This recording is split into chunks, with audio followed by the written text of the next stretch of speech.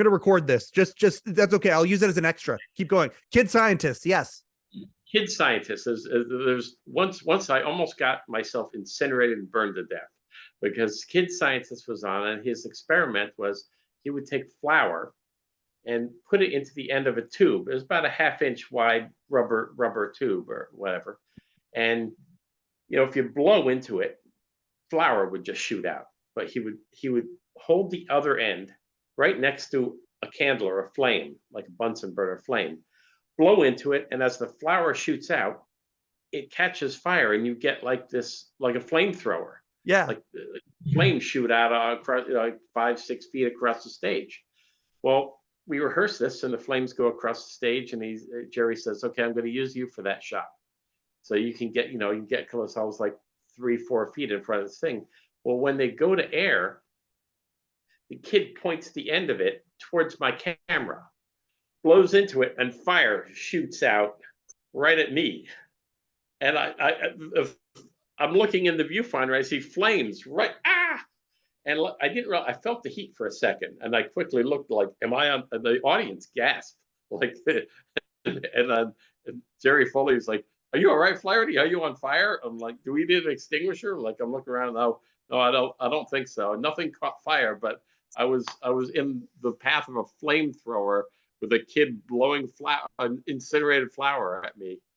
So that was one of the crazier moments that the audience actually gasped because they thought something bad had happened to me. He wanted Glenn Border's job right there. Did that air? Do you remember what happened when it aired? Did they put that shot on the air that night? It aired, yeah, it aired, and the shot of the flames coming into the camera were there. I don't think they took any shots of me. It was strictly behind the scenes, like, "Are you okay?" I rarely made air getting in front of the camera.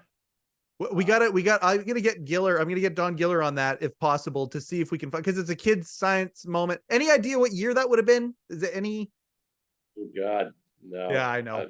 The years, I'm getting to an age where all the years. Yeah, I know. It all melts together. Oh God, that's the only so other funny. time I almost got injured. It was something they did I thought was a little dangerous, and OSHA would not have approved of it. And they had a pitcher from the U.S. women's softball team. Yep. And they said they're going to put her on the roof and like across a small chasm from an office, and she's going to fire softballs through the window, like at you. Yep.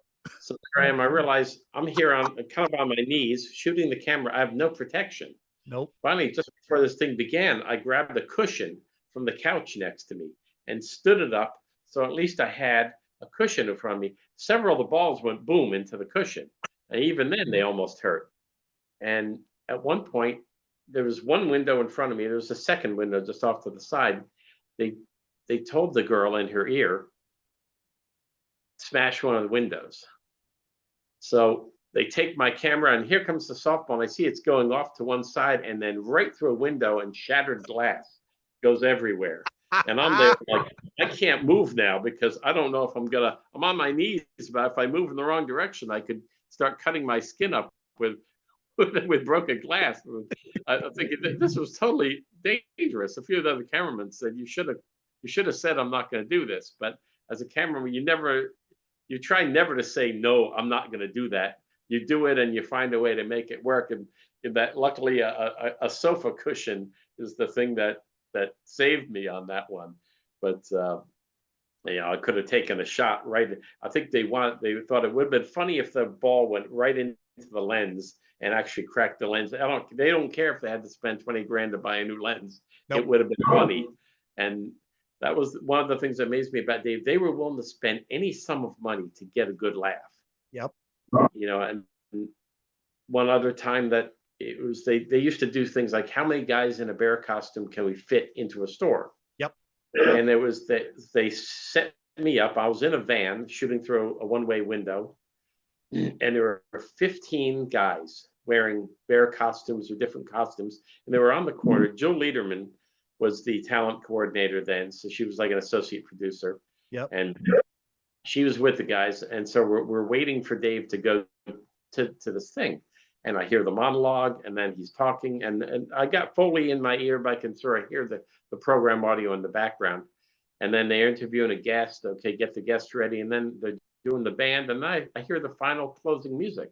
Paul Schaefer playing the closing music, and Jerry Foley said, "Okay, we're wrapped. You can wrap everything on the street." And I said, he never went to it. I said to Jill, "How much money did they spend between the actors and the costume rentals?"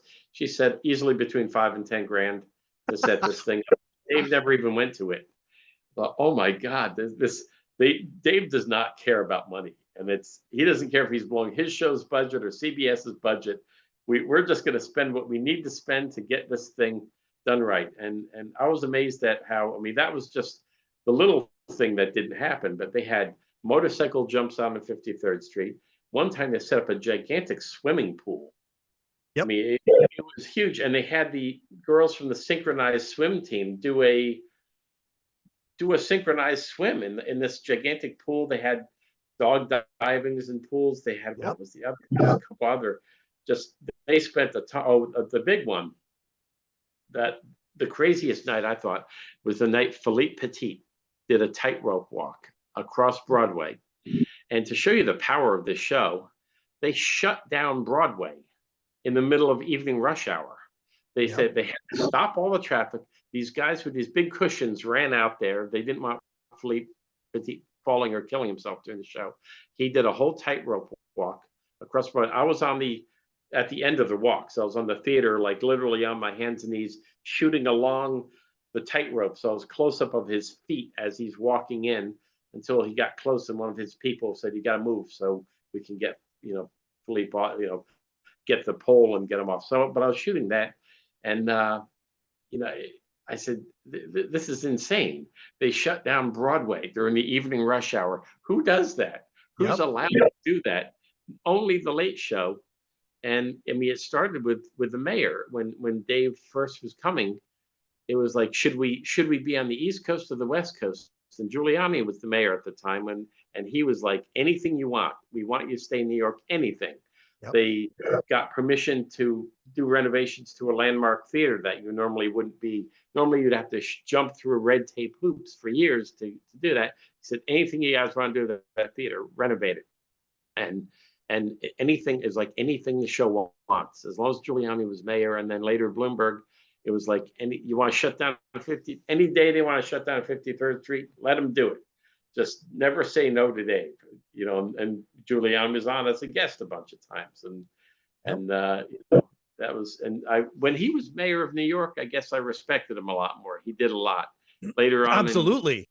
Political career started to get a little odd, following Trump down a certain path. But he was, as a mayor, he was great, and he treated Dave and the show so well. He really was our godfather up there in terms of, we need something. Dave could call the mayor and say, "We need this. Let's get it." It's funny that you ever talk to Maury Diamond or his assistants, you probably find out how close they were that way. Well, it's funny because, and you're exactly right. Giuliani was basically a marketer for New York in many respects, and keeping Dave. You talk about a home field advantage. Having Dave's show is a New York show. Your show was a New York show, and him going out to Burbank. Yes, it would have followed, Johnny Carson's, footsteps and things like that. There would have been some symmetry there, but I believe personally, like we've talked to Robert Morton on this show, and the idea of being in New York, I think, is a huge part of the secret sauce that was Letterman, and Giuliani obviously saw that as well, and saw the value in keeping him there. How many national moments were there because of you guys being uniquely New York, shot in New York, having these amazing moments in New York? We had Amy Sharon Humes on, and she was Jerry's assistant. It was her job, and this is one thing. It finally came out on the show here.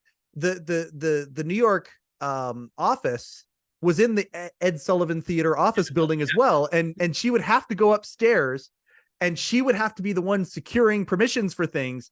And she would talk about how, as she was going towards the desk, the eye roll, "Oh God, what do you guys want to do right now?" And sometimes at short notice, shutting down 53rd Street or whatever. To me, that is endlessly fascinating, because I don't know if today a show could get away with some of the crap that you guys did.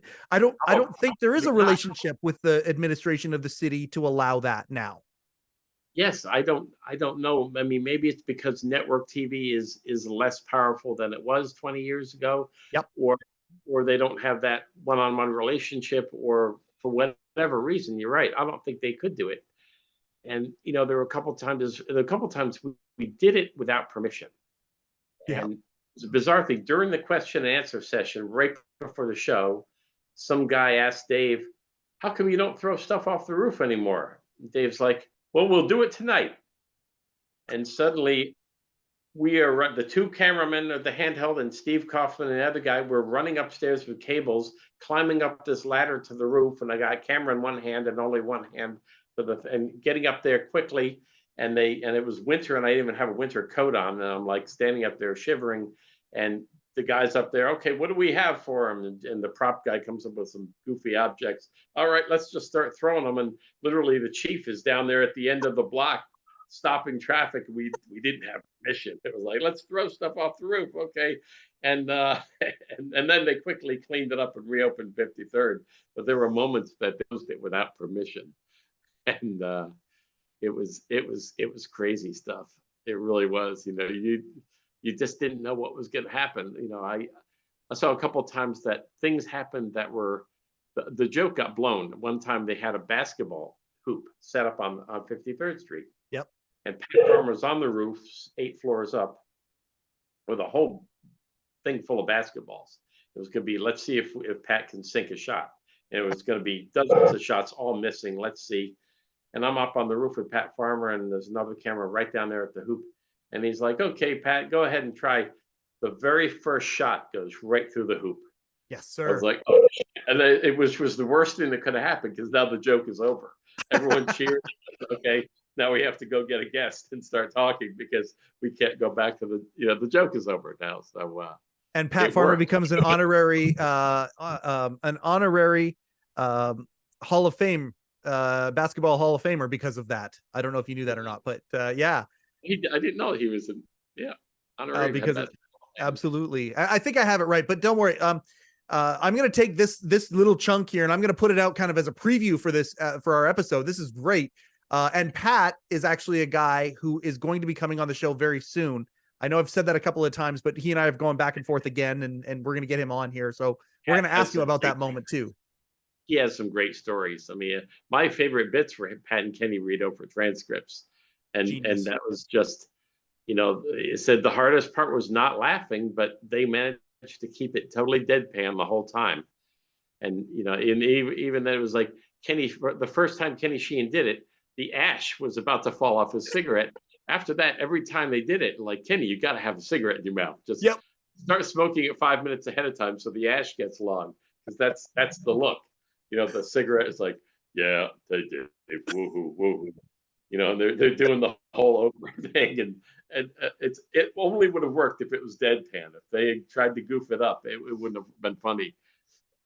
Yeah, that's what I love deadpan comedy as a result of having been around Dave for so many years. I realize, you've got to say that when they say "thank you, but don't call me Shirley." It has to be deadpan or it's not funny. Yep. And you said it yourself too, Coulter. When Shecky and I used to talk about, this show before even it existed, the one thing that he said about Alan Coulter, and he goes, "It's such a shame." And the reason, one of the trigger points of actually coming out with this show, was because Alan passed away. And so many of these greats are, and Kenny, another example of that. These stories are passing away with them. Alan, like, I think about when Jody Ebert, the FU guy, the guy that would come in and start screaming "F you, F you, F you," Oh yeah. all the time. Alan's reaction was by far the best one of his and Paul's and Dave's, because he was so good at being deadpan and taking it aback and treating absurdity seriously, and so good at that. It's a unique comedy device that show absolutely mastered. And yeah, I could not agree more with what you're saying. Did you get Joe Grossman? Grossman's been on. He's a buddy of mine. I'm so grateful to say that. At Rupert's, actually, this picture, I haven't even released this picture yet. I've got a picture of Joe and I together because I was at Rupert's retirement party, and one of the photographer there, she took a shot of Joe and I, and Joe's like, "You want to do Dead to the World?" And I'm like, "Yes, Joe, I would very much like to do Dead to the World." And so we both got this like look on our face. I haven't put it out yet, but Joe, I love Joe Grossman. I adore that guy. I loved his pieces. He had a signature move that he would come out to read Dave jokes, and they would be terrible. And then he'd say, "Okay," Dave would say, "Okay, you can leave," and he'd start walking towards Dave. And Dave would be, "No, no, no, that way, that way," and he would turn and walk the wrong way. And I thought, oh God, that was. And I think the very first time he did it, it might have been accidental, and then it became his signature move. Like, you got to walk towards Dave to exit, and then Dave, "No, no, no, go out that way." Okay. And I gotta watch Joe Grossman's episode now on your show. I'm gonna go find that and watch it. It's a big old fat two-parter, I think, actually. And yeah, like, and I'm so happy for that guy because he's writing for Tonight Show now, and it's interesting learning the you know, he was a guy. One of the reasons I love Joe so much is because as Dave and the production aged, the writers that he would bring on stayed kind of the same age. He would bring younger writers on, and it got to a point where suddenly some of the writers or segment producers like the Brian Teddas of the world, or some of these people that had started as interns, were becoming major parts of the show, and they were near my age. And to me, that was a fascinating part of the crew of the show. So Joe, when I saw him, I immediately attracted because here's another Gen Xer who's writing for my favorite production. So Joe he's phenomenal. I've had him and Lee Ellenberg and Jeremy Weiner have been on, and they're all from that ilk. Tommy Ruprecht, I mean, oh my God, you got these guys that are just ninjas when it comes to this stuff. And that's why we do the show, man. Hey, if I did it just for you guys and gals to be able to relive this stuff, I would do it just for that. And hopefully there's a bigger play there, but yeah, man, I've had so much fun with you today, buddy. Like, this has been great. I can't wait to do it again. I thought, oh, I'm barely going to get 20 minutes. I'm going to run out of stuff to say because I'm really not the most well-spoken guy. I'm the quiet guy. And, when you work on a crew of guys, there's always the loud guy that you remember. And then there's that quiet guy in the corner that you don't remember. I'm the quiet guy that's off in the corner usually. It's only when you get me in like a one-on-one situation where I don't have 6 other voices to compete with. That, if this was a 6-way Zoom, I wouldn't be saying much. But now I'm like, oh, it's my voice and that's it. So I can just tell my stories without being interrupted by other people or being stomped on by other people. So it was a fun forum. I mean, I like doing this. I really do. Outstanding. Standing invite, my friend. And what we've just done here is a phenomenal preview for your episode. So thanks, Dan. I appreciate it so much. And I'm sure we'll be talking back and forth more behind the scenes. Thank you so much for this, man. Yeah, and if you want to edit that kid scientist story or the other one, the softball player, and if you want to edit those in somehow, you go ahead and do that, or just save it for the next episode. I'll be back sometime. Okay, I'm actually going to release this as a separate video as a preview for what's to come, and say this here is a deleted scene. None of this will appear in the actual episode. This is going to be a lot of fun. People will like that. Oh, that's great. All right.